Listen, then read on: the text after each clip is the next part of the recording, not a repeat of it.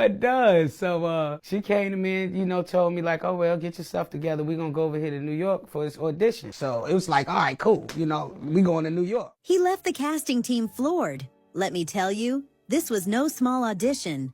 I go over there and I tell my mom, I was like, look, Mom, I don't want to stand in this line. There's so many people. Like, the line was around one of these New York blocks like twice, And I said, Mom, I don't. She was like, well, you got to, show some appreciation. He took his time out to bring you over here. This is my stepdad at the time. You know what I'm saying? I'm a young. So, she's teaching me, in the same way how to, also be responsible and respectful for, things that people do for us. So, by this time, I stand in line listening to this mumbo jumbo. I'm like, man, this is some straight bull.